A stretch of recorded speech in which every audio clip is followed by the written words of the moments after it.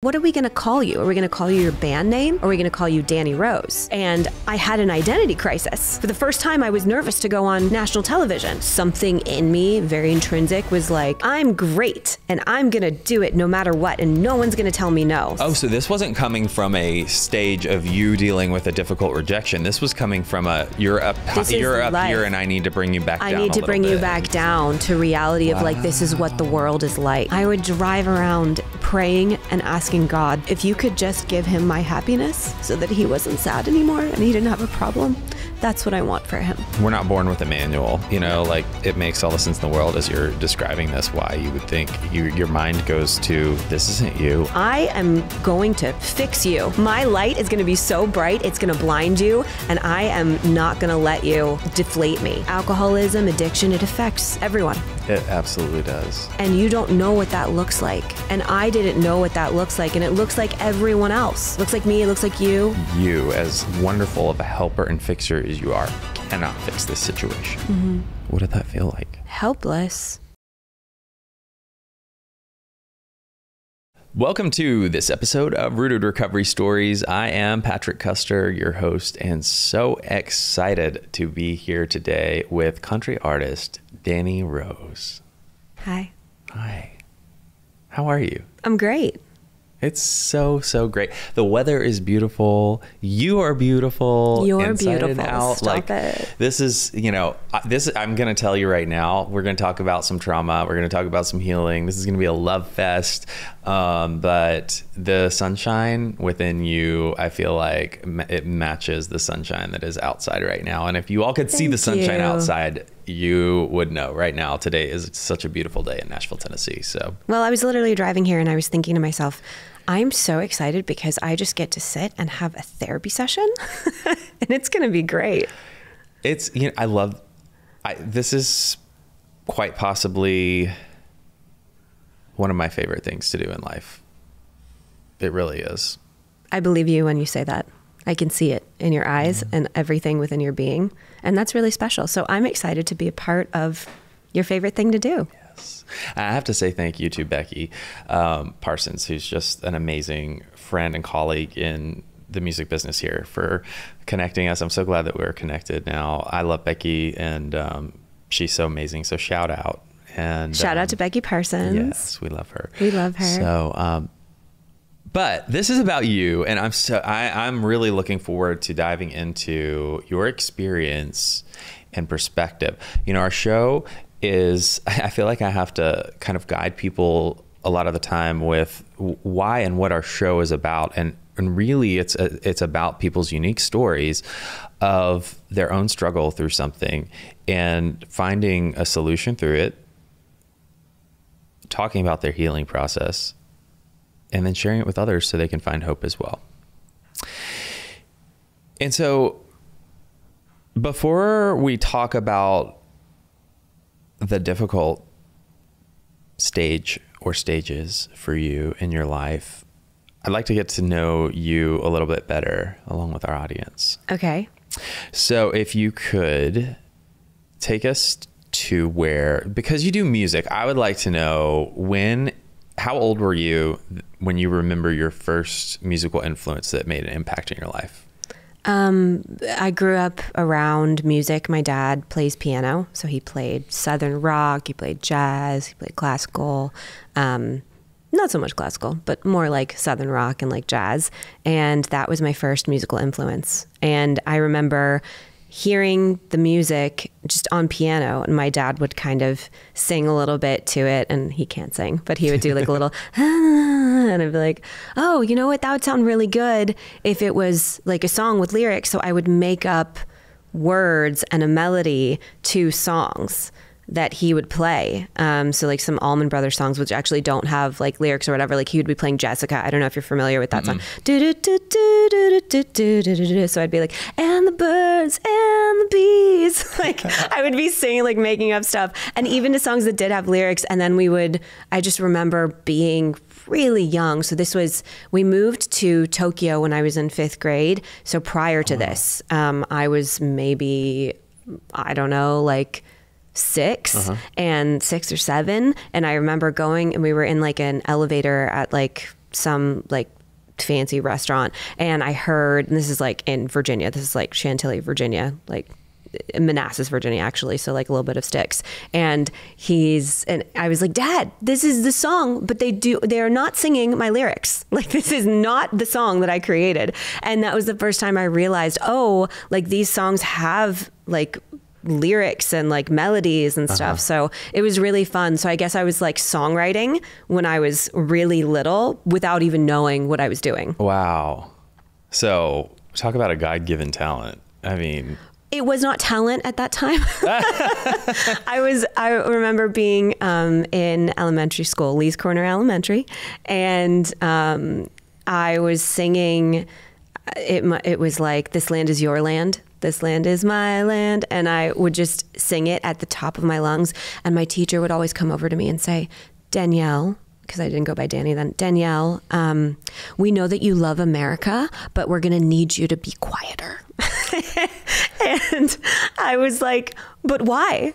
I love to sing." Like, I didn't understand. It didn't compute that like I was screaming at the top of my lungs. Like, my voice just was not like, I was going to scream until I had a good voice. I think that's pretty much a prerequisite to be a good or successful singer, is like an upbringing or childhood of singing at all inappropriate times, because it's just what you do. You can't turn it off. I couldn't turn it off. Like, I am a show pony. Like, I want to be in front of a camera. I want to be singing. I want to be performing. Like, I mean, Leo rising. So, you know, like, I have to be there. You too? Okay, so I don't get the like rising, setting, all that stuff. I just know what my birth sign is. It's Leo. So what are you? You're very Leo. Yeah, I am. What is Leo rising? So rising is how you present yourself. Okay. Or how you present to other people. So to you, I have big hair. I'm very like, I sit down, I have a presence. Like, you know, you said sunshine. So like, I'm like beaming. Like you think like, oh, I'm like lion, like a very, oops, sorry, didn't mean to do that.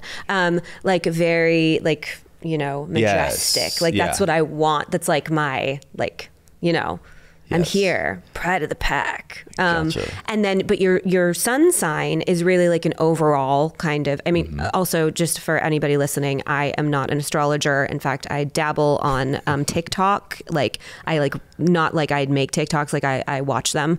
So I don't really know exactly what I'm saying, but from my understanding, it's like your sun sign is your overall, your rising is how you present to the world and how like they perceive you, and your moon sign is your emotions, like how you process emotionally. So maybe you have like, I don't know if you're very like, do you cry a lot, or do you love the water? Are you like a big water person? I mean, I do love the water. You do love the water. So you could have a water sign, like a Cancer or a Scorpio. Interesting. In like a moon or like a rising. Yeah. And I got to find out what my rising is. I mean, because clearly, you know, the big sign, the birth sign is, I know that one, but. Oh, we could do that. We could make a whole podcast. We could just like sit here. We're going to look at, we need to know your birth time and where you were born. Okay. Easy enough. Yeah. I got an app. We can do it later. Love it. Yeah. Right after this. Okay. Then we're going to check our friend compatibility. It's going to be so much fun. Yes. I love it. I love all the Enneagram, the personality test, like all the things. Do you know your Enneagram? Yeah. I'm oh gosh, what am I? 7. You're 7? Yes. The I'm an 8. No, you're not. Yeah. I don't get 8 from you at all. I'm an 8. Every test that I take. Really? I'm an 8. Okay, that's good information for me as an interviewer. So, I don't know. It's weird. It is weird. Interesting. Every single time I get 8. For those of you who don't know, 8s are, I have lots of 8s in my life, and 8s are known to be, they're called the challenger. And how would you describe? Yeah, they're the challenger. They'll go, I mean, if there's something that they want to say or there's confrontation, they don't run from it. They go straight towards it head on. They want to get it done. Like, here's the problem. Okay, let's fix the problem. Let's talk about it. Let's make it happen. We're going to instigate change if change needs to happen. So I'm going to ask you, and we're a little going off topic, but I mean, this is we're going to family of origin stuff here. Did you have any people in your life growing up that were ostrich head in the sand, or like codependent people pleasers, avoidant of conflict, that you can remember? I can only think like when there was like an issue growing up, like my mom didn't really want to bring it up to like my dad, but not so much. I mean, we're pretty like we talk about like the issues or like the problems. I guess maybe, you know what, maybe my mom was more of the avoidant. If I'm thinking of like who was that, who played that role. Yeah. Probably my mom the most. Yeah. Rather than my dad. Yeah. So did you learned a lot about like problem solving and things from him, you think? Yeah, absolutely. I mean, when I was just like beginning in high school, my dad took out, every like couple months or whatever, not couple months, but like every year he would take out a big folder full of rejection letters, and he would spread them out on the table, and he would like, he would say, let's go, let's read these. These are all the people that rejected me from med school. And here's all the people that rejected me from law school. He's a chemical patent attorney. My dad's a genius. He's brilliant. And he explained to me that there are people that want to tell you no. There's going to be people that want to stop you, and don't let them do it. There's people that have had problems in their lives that maybe they didn't, you know, especially like in music or whatever, they didn't get to do what they wanted to do, and they happened to come upon a block, and so they stopped you from moving forward. You just figure out another way around it. Yeah. And that was pretty crazy to think about, as like, you know, I was 13, 14, 15 when he started. So I guess middle school. That was when we got back from Tokyo. But no, high school. Yeah. How old are you in high school? I have no idea. But you're like 15. Yeah, 15 to 18. Yeah. So yeah, he would bring those out and just remind me all the time that there are people that want to stop you, and don't let that happen. What a powerful story. As you described that, it's not often that when people tell me a story, I start visualizing. And I mean, I felt like I was in the room with this scenario happening as you said that. I mean, just because it brings a very cathartic feeling of, I mean, because we can all, I don't think anybody can say I don't relate at all whatsoever with rejection, because everybody's had it at some point in their life. And the fact that he kept his, you know, not everybody has a lot of necessarily, you know, like papers or like tactile, is that the right word? Tangible forms of rejection to, you know, to keep, and then look back at, you know, the fact that he kept all of those and then used them clearly as like a form of motivation and reminding himself like, no, these are all the naysayers, but you can't. Yeah. And I mean, the way the way that it was painted, it's like, because I just, as like being born, something in me, very intrinsic, was like, I'm great and I'm going to do it no matter what, and no one's going to tell me no. And for some reason, my dad, he wanted to bring the real life to me. He was like, it's not all rainbows and pretty and like sunshine. There are people that are going to want to stop you, and you need to know about this. Oh, so this wasn't coming from a stage of you dealing with a difficult rejection. This was coming from you're up here and I need to bring you back down. I need to bring you back down to reality of like, this is what the world is like. Okay. So he, at a very young age, I grew up really quickly, and he made it very real for me. Wow. Like you think that you're going to go to this college and you're going to get accepted here and you're going to do this, but here's the reality. Here are rejection letters. And it's not like I'm like a stupid person. Like he's brilliant. He's like, but you need to know of what the real world is like. And I'm grateful for that. Because it really did ground me But it didn't stop me from shining. Not at all. And you know what's interesting is, to me, what's really like, this just it's the story that keeps giving, because you told me that story and I came at it from a completely different angle, and how impactful that can be from whether you're talking about somebody who's experienced so many rejections that is feeling downtrodden, or someone in your same shoes. That story has just as much power to motivate from either direction, because it's a stabilizer saying like, hey, in a world like when you want to polarize from 1 to 10, it's not, you got to be in the gray, because that's where you're going to stay persistent at a 5. Yeah. And keep going. It was really like managing expectations. Yeah. Because I came at it as like, I'm great and everyone's going to give me everything that I want. And he's like, it's not always the case. Do you remember your first rejection that impacted you? Gosh, I mean, college was like, whatever. I didn't really care about that. Like getting rejected from college. Hold on. You didn't get rejected. You don't remember any impactful scenario of rejection before college? Not that it like bothered me, because I got accepted to the ones that I wanted to. So even with like the rejection of like, oh, I didn't get in there, I didn't really care because I didn't want to go there. Okay. Like I wasn't, also, by the way, I was not allowed to like apply to out of state colleges because we lived in Virginia and we had great state colleges. And also we just couldn't afford, my parents couldn't afford to send me to a private like college. And they were like, no, you're smart enough. You've got the grades, you've got the scores, everything. I guess maybe the first like rejection, the one that like really impacted me that I cared about was like a cappella groups that I got rejected from, and anything singing or performing. When I got rejected from those things, that really just like, like was that in dirt in school? my chest. That was in college. Okay. Yeah. Like auditioning for those things and not getting accepted. But because of those things, I just created my own way. So, for example, I kept getting rejected from a cappella groups. I went to Virginia Tech, and everyone that I auditioned for, they're like, no, you're not it. You don't have it. And I was like, you know what? F you. I am going to create my own.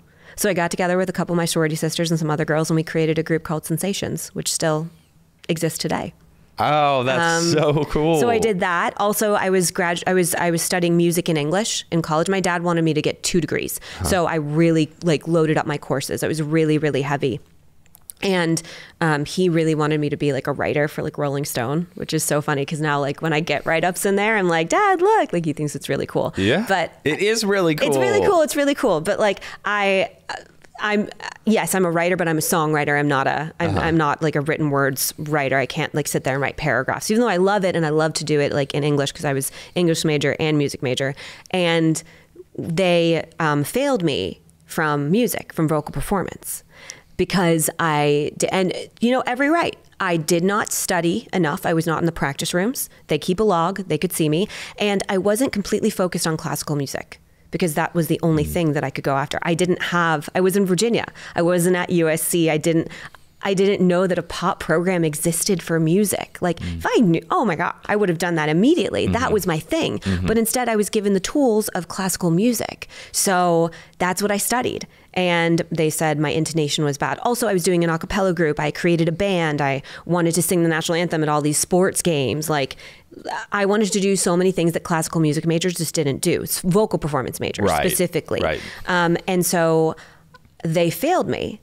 And I told my dad, and I was like, hey, Dad, it's just not going to work out. I can't get my music degree.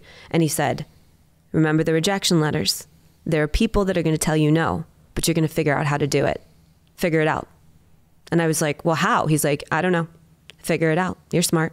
So I found a loophole, not a loophole. It's just something that was untapped. There was at the College of Music, you could create your own major if you presented it to the dean and he approved it.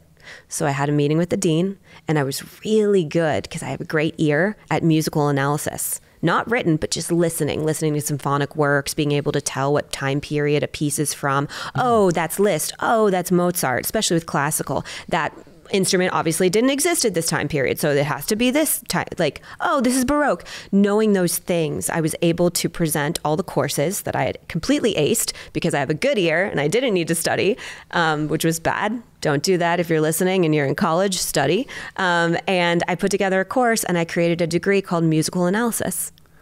Wow. And you can still graduate with that degree at Virginia Tech. And that's how I got my music degree. Oh, that's amazing. They wouldn't let me go with with vocal performance because they failed me. So, yeah. I love that. I just love that. Like, you make your own way, make your own damn way. You have to. Yeah. People are going to tell you no. Yeah. But you can figure it out. You can still do it. Just like my dad. They rejected him from law school, from med school, whatever. And he still became a chemical patent attorney. One of the most sought after in the DC area. That's amazing. Yeah. So you made your own way in college, big time.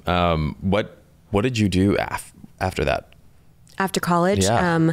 So my last year of college, I touched a little bit. We spent a little bit of time in Tokyo, about 4 years, 4.5 years. Was that with my dad's work? Uh-huh. So they have like a really strong business alliance with Japan, and so a lot of Japanese clients, and they had an office in Tokyo. Okay. And so they said, hey, if you want to come over to Tokyo and move the family, we'd love to have you. And so that's when we moved overseas. So I was in 5th grade and I'm traveling all over Southeast Asia with my little sister. In 5th grade, my dad said, here's money, take the subway by yourself. Think about that. An American 5th grader taking the subway by themselves. Well, I can't imagine doing that in America.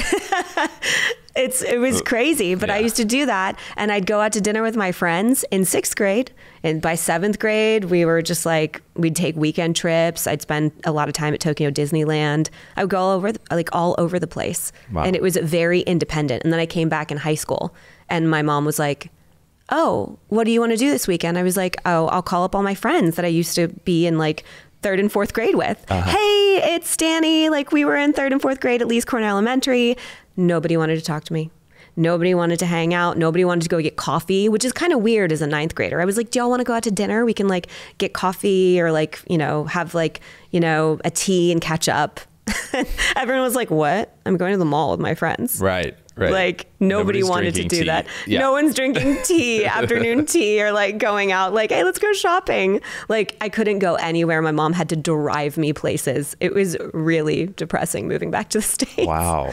But okay, so getting back to, so I was like this international kid and we traveled all over the place. So my last year of college, I was like, get me out of here. I need to go somewhere. So I picked Italy because I didn't speak the language, but I knew all the phonetics of it because I was singing in Italian. So I could like, I could pretend, io sono americana, così. So like, I was like, I can speak Italian. I'm a really good mimic. I'm a singer. I can figure it out. So I applied for an internship, a TV internship in Florence, and I got it. And I got a scholarship from Virginia Tech, and that was able to help me pay for it. And I went over there and I interned at a TV station, convinced them to let me on air. And I was reporting during the day in Italian all over like the city. It was crazy. Wow. And then at night I found like a blues, like country rock band that I would sing with. And so I would like go and like sing at these clubs at night. And it was kind of crazy. It was really fun. I mean, it sounds like a great time. Yeah, it was amazing. So like TV, sorry, I was going into this. Yeah.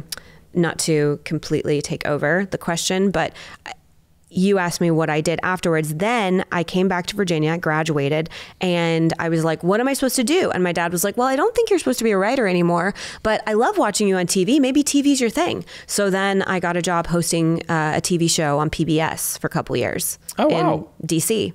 And that was my job.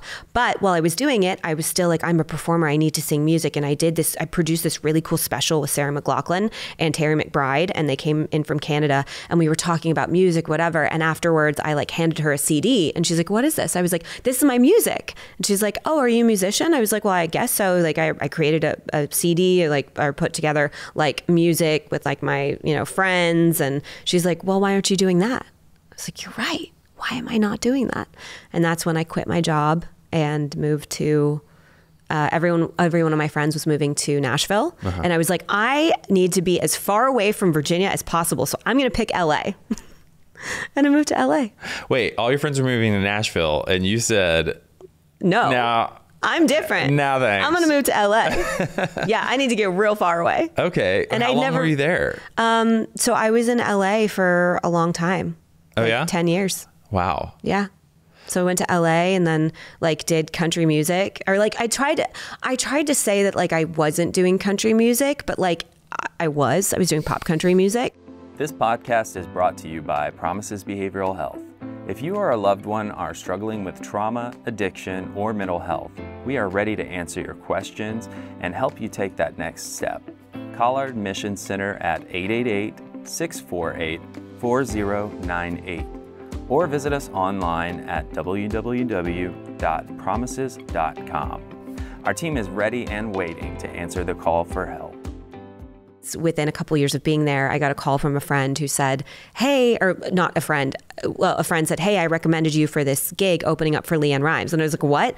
And then the talent buyer called me. He was like, hey, can you open up the West Coast leg of LeAnn Rimes' tour? We're looking for a female country singer-songwriter. And I was like, I am so country. I'm from Virginia. Like, let's go. And that's where the world really opened up for me. Wow. In country music. And there you go. It just happened from there. It did. It blossomed. Then I created a band and I did that for a really long time. And then recently, like within the past 2 years, decided, or 3 years. Wait, we can't skip over how you got here. Oh, how I got to Nashville? Yeah. Oh, how and when? Well, that's what the podcast is about. Okay. Now we're getting into the nitty gritty. Yes. Well, take it away. So, I was in a relationship and in LA. In LA. Okay. That person started exhibiting behavior that I didn't understand. I am not from a family of alcoholics, and we don't really drink that much. Like at all. And there were things that started happening to me that like were kind of like little like light bulbs. Like I am so daft when it comes to like understanding or realizing like, oh, this is what's going on. Like you need to literally like flash lights like in front of my face and be like, this is what's happening. Because sometimes it'll just go over my head. Because I never think the worst. I always see and think the best. Can I tell you that if there is one Achilles heel I have, I've been working in the addiction and mental health space for like over 13 years now. And if there is one Achilles heel I would have to say for me, it's specifically that a head full of knowledge and a life full of experience, both personal and professionally. And even with this stuff, so much of the time when it comes to the person sitting right in front of me, right before me, it's the hardest. I can give advice all day long that I think is probably pretty great. But yeah, I bring that up to say like, you just struck a chord with me because I think that there's something in that, like, I don't know if it's personality type or what, but where we're just looking for the best in somebody. Yes, always. Yeah. Or with this song with Kaylee Shore, it's like coming up in my mind. And like, it's literally like, I was just looking for the best in somebody. What's wrong with looking for the best? And it's like all about hindsight. We just wrote it. I didn't put it out, but it's all about like hindsight, like seeing things like clearly now. Like I never saw the red flags or the sirens. It was really like sirens. It wasn't red flags. It was literal sirens. Talk about flashing red lights. Yeah. Like that has to be in front of my face. And I didn't see them because I was looking for the best in that person. I always am in everyone. And I think that's a really unique quality, especially if you have that too, to be able to see that shining light, because then you see the hope in that person. Yes. And that hope is so special, and it can be contagious if you let it be. Yeah. And a lot of people just have, sometimes I was talking last night with Jonah Prill. He's another musician in Nashville, and he was saying, we were just talking about like believing in people, and he said something so special. He said, it's really easy to give up on people when they're down, but it's so much harder to believe in people when they're down. And like to be able to... Wait. It's so easy to give up on people when they're down. It's so much harder to believe in people when they're down. Yeah. So for me, I would say... Is that the opposite on you? And that's opposite on me too. Yes. But most people aren't like us. A lot of people, when somebody is down, when something bad happens to them, I can think of several different examples, even within our Nashville community. Something happens to this person and you immediately can say, oh, that sucks about that person. I'm going to kick that person when they're down. I'm never going to hire them again. This person has a problem and like whatever. But it's such a different perspective to say, this person has a problem, but that's not who they are. That's the problem. That's the addiction. That's the issue that's holding them back. That's the sickness. That's the cancer, you know? Yeah. But a lot of people don't say that. They just want to wipe them. Like, oh, reputation ruined. It's done. It's over, you know? Yep. But when somebody is down and you're like, but they're so talented and they just have gone through a rough patch and I see the light and they have the potential, and you can give them that confidence and you can tell them, hey, I'm here for you. I believe in you. I see it. This isn't you. This is something affecting you and making you act like this. And that's especially important within the song Whiskey or Cold, which I think is what we want to talk about. Yeah. A lot of times my music, I think, was very special and very true to me. When we talk about LA, I was in a band. I created a band because, again, I like to create things. Yeah. I'm a doer. I'm a builder. I love to build. You love to build. And we build things. I think we're very similar in the way that we build things, and we don't let them fail. We ride them until the wheels are coming off. And even then, we still try to tape the wheels. And you got to believe it can't be, is it a bad day? Is it a bad period? I don't know. We got to believe the best. We got to believe the best. Yeah. We want to make the best thing happen. Yes. And for me, when I ended the band, it was because there's multiple rotations. I mean, you can look at Runaway June as a great example. There's different girls that have been in that band. It's still successful. It's great, but it's been multiple iterations of that band. And that was the same for my band. And I got to the point where I was about to do a really big TV show, like talk show on CBS. And they said, well, what are we going to call you? Are we going to call you your band name? Or are we going to call you Dani Rose? Like, what are you? And I had an identity crisis.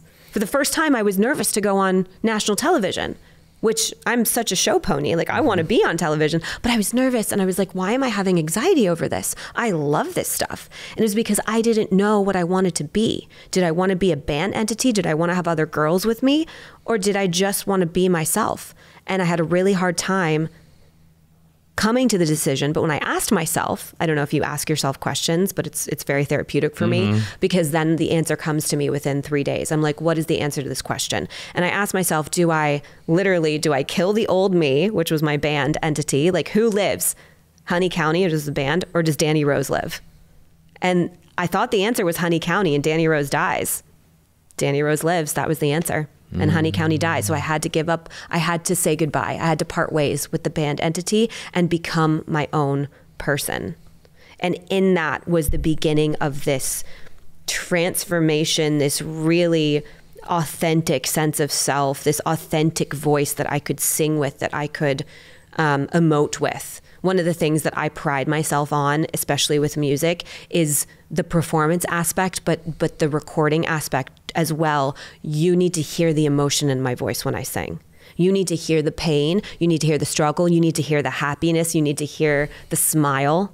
You need to feel it in order to experience it, because I do find that is healing and therapeutic for people and for me. It's as much for me as it is for anybody listening. So I got to this point where I started to write these songs. And when I was going through this relationship, again, I was never, I recognized these things that were specific to this person and their personality, and things that they were saying that I knew wasn't them. It was it was alcohol. And I didn't realize like how bad it had gotten. Like I remember one night I went home to Virginia for something like a holiday or something, Thanksgiving.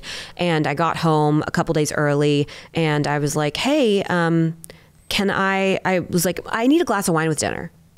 And my mom's like, really? And I was like, yeah, I need some wine. Like I'm craving like at least like a glass of wine. And I'm a small human. Like I don't take a lot of alcohol. Like I have one and done, like cheap date right here.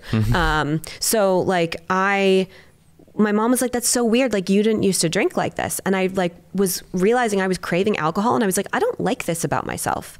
That's not something I usually do or I usually like have a craving for. And that's when like I started to kind of notice, like I started to adapt or like adopt the behavior of this person.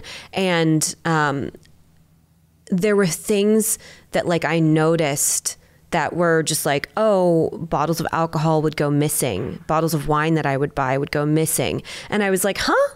I don't, again, the sirens, I just didn't really like see it. And it wasn't until much, much later till... Now, wait, let me ask you, were you noticing those things first before the behaviors? No, I was noticing, I guess simultaneously, actually. Simultaneously. The behavior thing. But you didn't connect the two. I didn't connect the two. Okay. I didn't understand because again, I didn't know the behavior. I wasn't aware. I wasn't trained. I wasn't schooled, educated, all those things. Yeah. And so I didn't understand the behavior. Like the behavior was so odd to me. There were well, and it can be all there are so many different descriptions of types of drinkers, and a lot of us go through evolutions of like, I was this stage, this is how I drank and how I functioned, and how people would have probably described my personality, and then this stage, you know, whatever. Are you comfortable sharing with us like your observation at that time of how the alcoholism manifested in this person?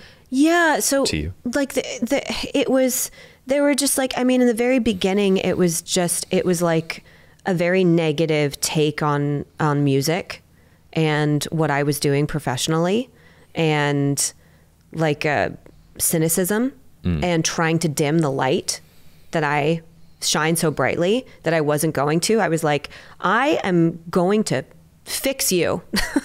My light is going to be so bright, it's going to blind you, and I am not going to let you like deflate me. And so like the things that were said to me were very like, okay, I'm a prideful person. I have a lot of pride. As Leo energy, we have a lot of pride. And when somebody hurts that, it's like, oof. But we have rubber chests, bullets, are going to bounce off of us. It still hurts a little bit, but we're really not going to let those get through unless resilient. It's really powerful. Yeah. And this person would really say things to me that were really hurtful about my music career. And I kind of I had to start like pretending like I didn't hear them. I was like, that is so weird. I don't know why you would say that, but okay, we're just going to keep on going. And I started to kind of like keep like the success or the excitement, not the success, but the excitement that I had around things away from him, because I didn't want him to touch that part of me that was so brilliant and light. But I would still encourage him to do the things, that he wanted to do, or help him with whatever. It really wasn't until the kind of, I would say, tipping point that I knew that there was a real problem. And that's when like things got like sloppy, like catching, like, in the middle of the day, just like downing like alcohol. And I'm like, what are you doing? Like, what's going on here?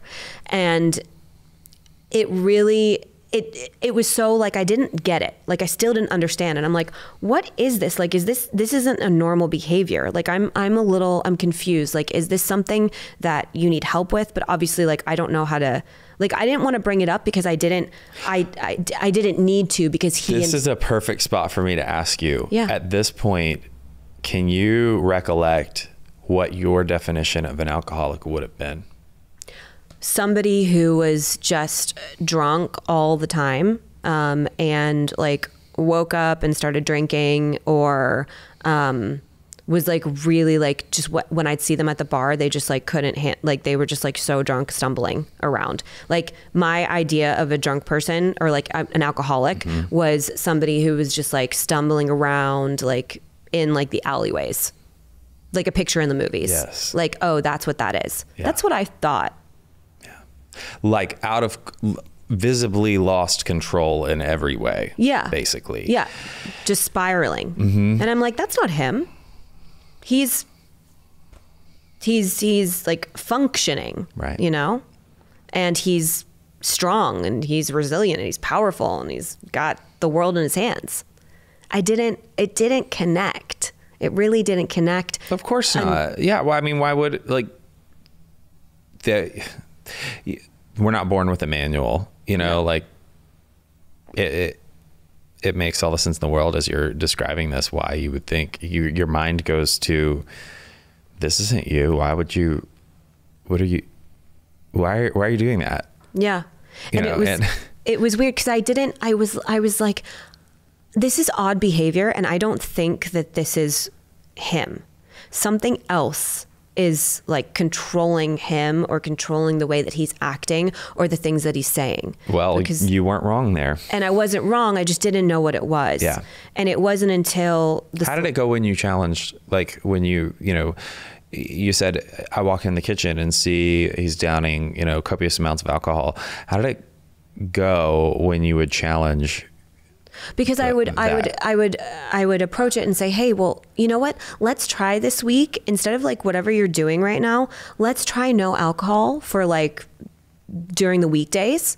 And then let's do alcohol on the weekends. And he said, okay, that's great. What a great idea. And then he told me that that's what he was doing, but that's not what he was doing. But I didn't know.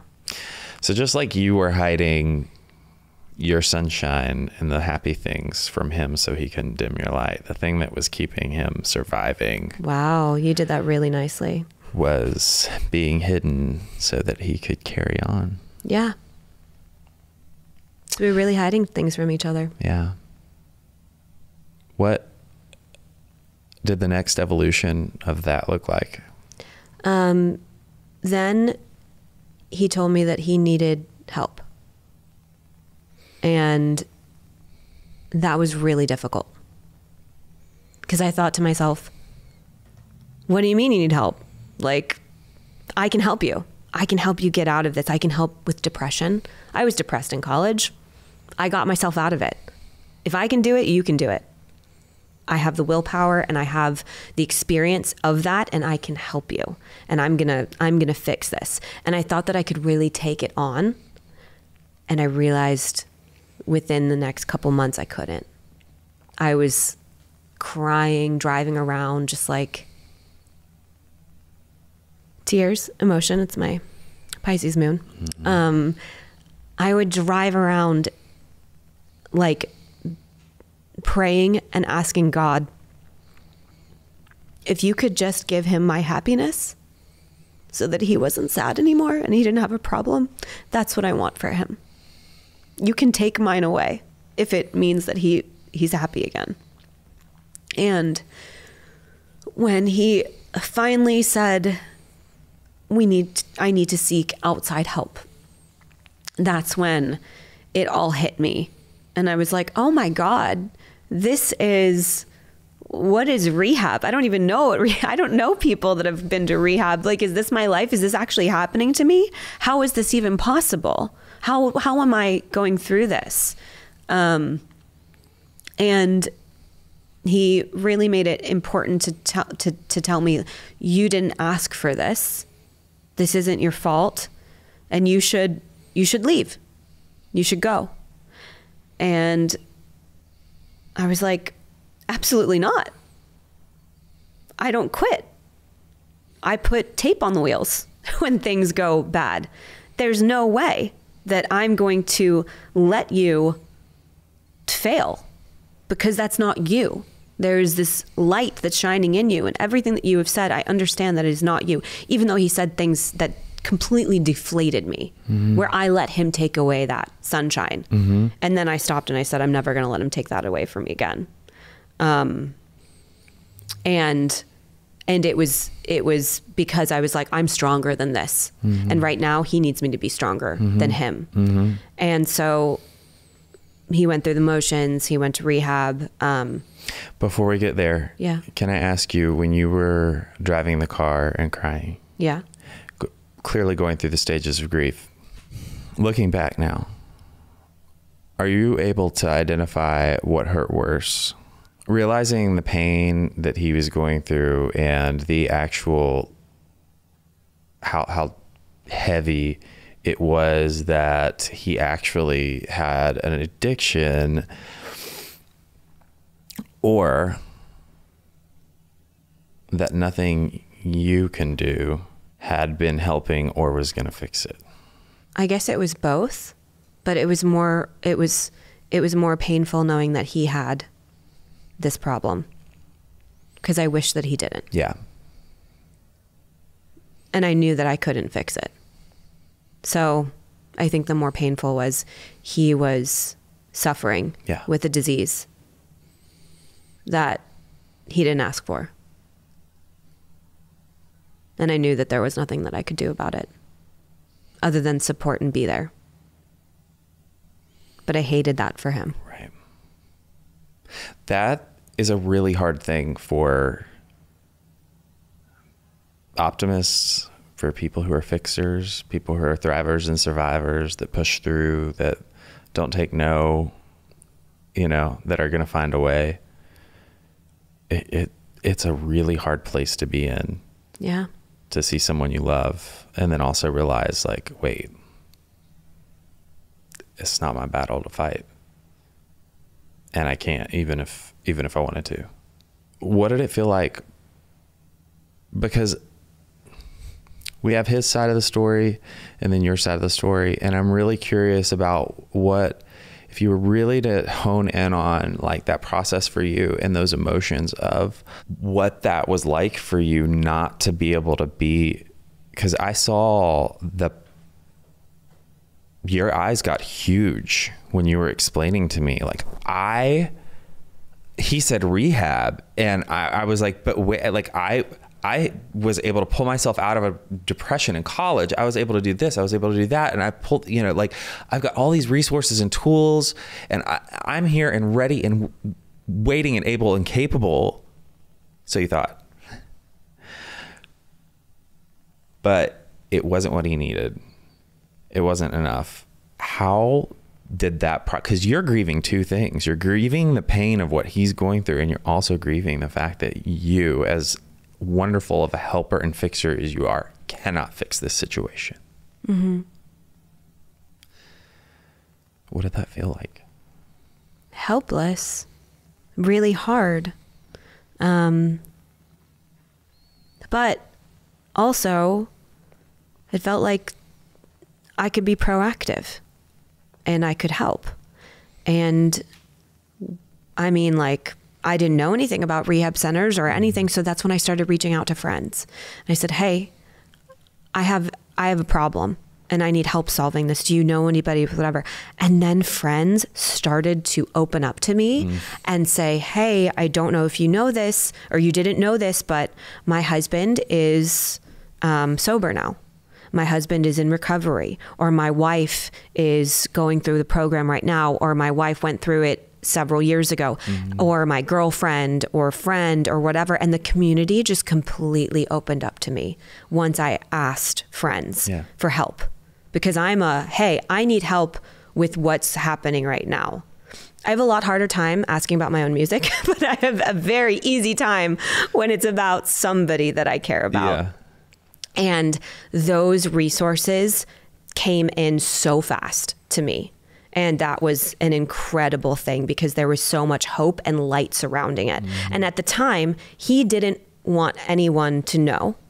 Sure. He was very much like, please don't talk about this. And I said, no, these people are going to know because they're the ones that are going to help you. And you're not going to feel like this soon. But right now you feel like this.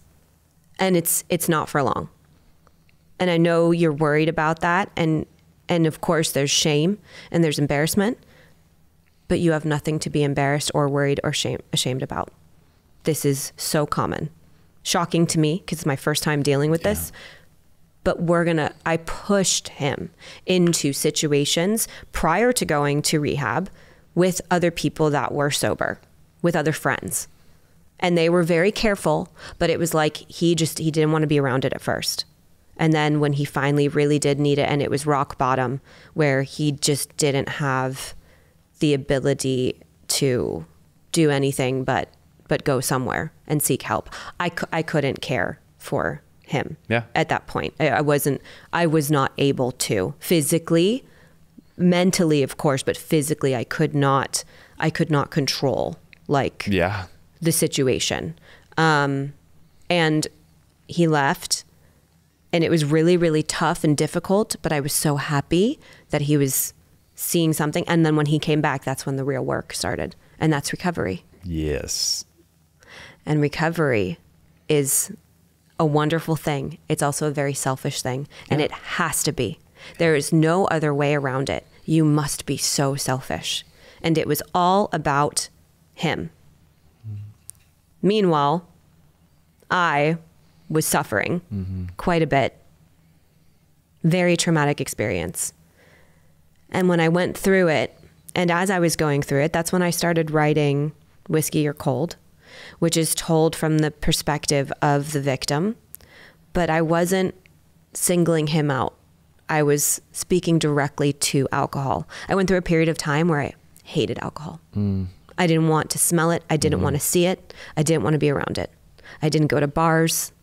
I didn't go out with friends and get drinks. I hated it. It was a good 8 months where I didn't drink. I didn't care. I didn't even want to look at it or talk about it because I was so pissed off. Yeah. Because my blame wasn't on him. My blame was on the alcohol. My blame was on alcohol companies advertising alcohol and continuing to populate this. Of course, I look back and I'm like, I see all sides of the equation. Like, somebody can advertise a margarita to me and I'm thinking that sounds really good. I'd love to try that margarita. I'll take a mule. That sounds like so much fun. Let's do it. But I don't have a problem. Right. I don't have the addiction problem. And there's people that do. There's so many people that do.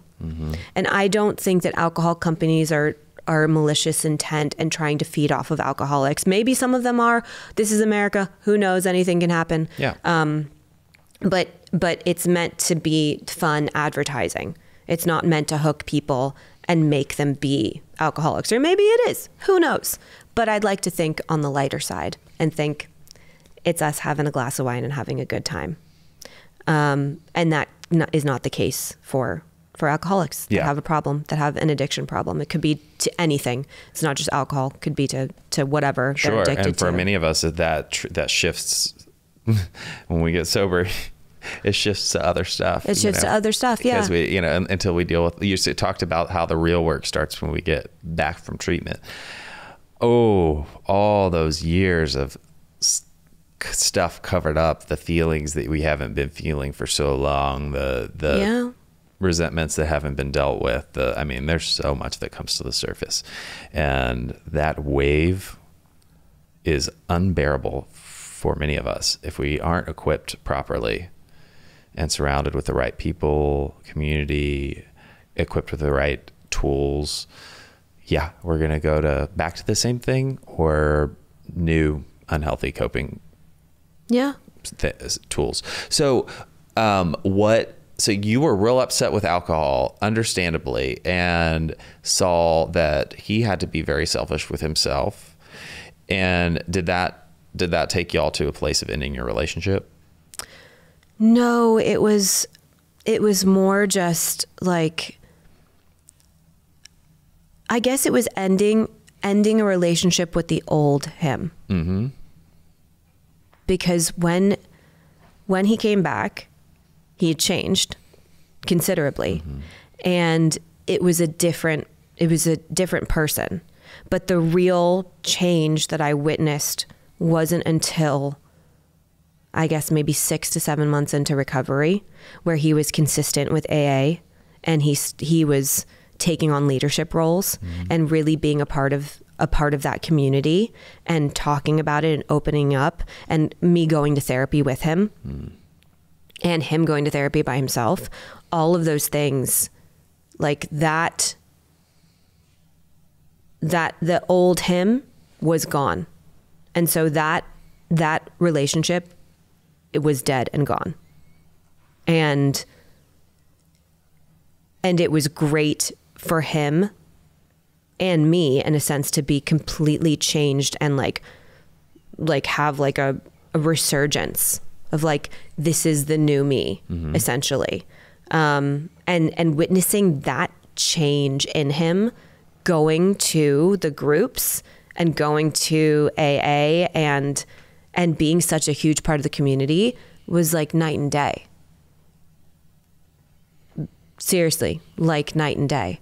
And being able to see that and even meet people. I mean, we would go to like the grocery store, or we would go to like Home Depot or whatever, do like, you know, house things on the weekends, whatever.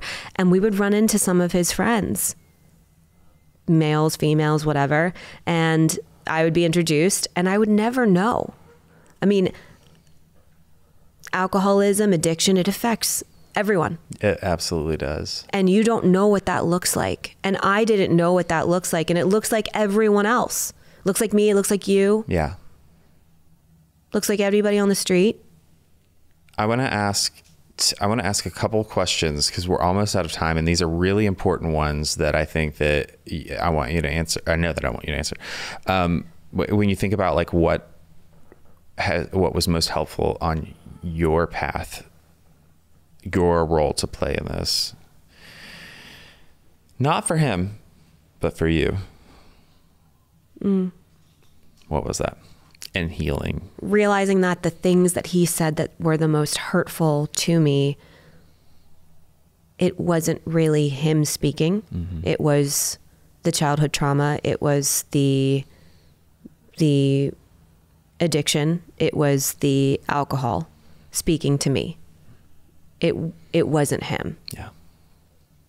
And that was so hard for me to understand and to accept. Yeah. Because I was looking for somebody to blame, and realizing that he wasn't the person to blame because it wasn't him. That was something that really helped me heal. Writing that song. Yes. That helped me heal. Amen. What would you say to the loved one, the spouse, brother, sister, mom, dad, in a similar situation right now, as a word of encouragement to them? You know, they've got a loved one that is in that same spot. You got to keep the sunshine going. You have to be the beacon of light and be the hope. It's very, very important for everyone around you to be the hope and be that sunshine. Beautiful.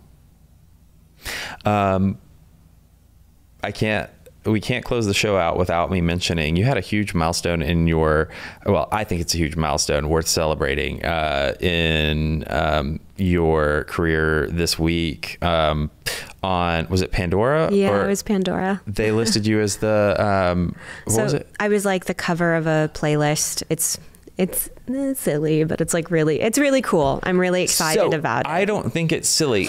Being surrounded, I mean, like, I'm not in the music industry, but surrounded by it, being in, like the entertainment side of things here in Nashville, I understand, like, in the world that we're in right now with music, playlists are everything.